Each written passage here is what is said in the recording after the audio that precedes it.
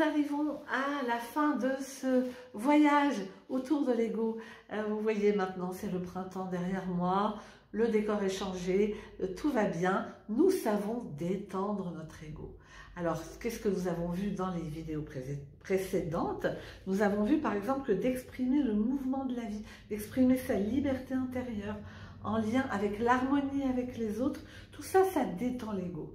Apprendre à le reconnaître, ça c'est ce qu'on a fait aussi dans les vidéos d'avant, et puis apprendre à voir ce qui est beau en lui, c'est-à-dire pourquoi il est là, à quoi il nous a servi, et ça c'est très important parce que du coup, ça lui permet de se détendre et se dire bon voilà, on a compris, donc c'est bon maintenant, j'ai peut-être moins besoin d'agir, et ça vous pouvez lui confirmer, mais oui, tu peux aller te blottir dans mon cœur, avec les sens, au lieu de l'âme, et là voilà, tu vas pouvoir vivre plus paisiblement, plus tranquillement, et puis moi aussi par la même occasion. Alors, qu'est-ce qu'on a encore? Être attentif aux autres, à l'harmonie qui nous unit, et transformer la peur en amour. C'est pas forcément évident, hein. Et tout ce que je vous dis, ça prend du temps, parce que quand on a peur, voilà, il y a plein de choses qui viennent par notre mental, qui viennent nous dire qu'on a raison d'avoir peur.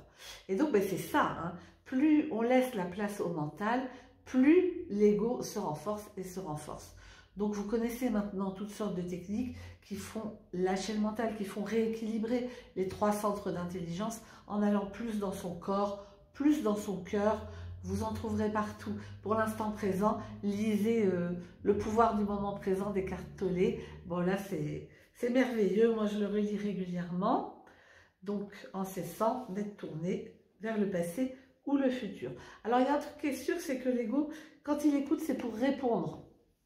Ou éventuellement pour se justifier. Donc si on peut rentrer dans une écoute paisible, tranquille, qui accueille ce que la personne dit et non pas ce que j'ai à dire par rapport à ce que cette personne dit. Ça change tout. Et puis donc éviter les défenses, justifications, le besoin d'avoir raison en permanence. Voilà, non, la vie est beaucoup plus grande que ça. Même si ça vous paraît logique, même si vous pensez que parce qu'il y a la guerre ici, il va y avoir la guerre là, que ça va se passer comme ça, que les choses vont, que la conséquence, ça va être ça, je pense que vous pouvez revenir à des moments de votre vie où vous avez cru à des choses qui ne se sont pas produites. Ben oui, parce que la vie, elle a plus d'un tour dans son sac, surtout quand on l'unit à l'amour.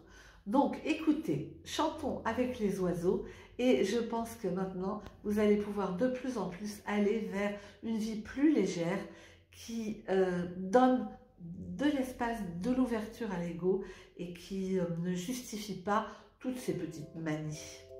Allez, je crois que c'est parti, on avance ensemble et évidemment, tout ce que vous pouvez faire sur le plan spirituel, ça peut être avec nous ou avec d'autres, eh bien, ça va beaucoup aider notre ami l'ego. À très bientôt.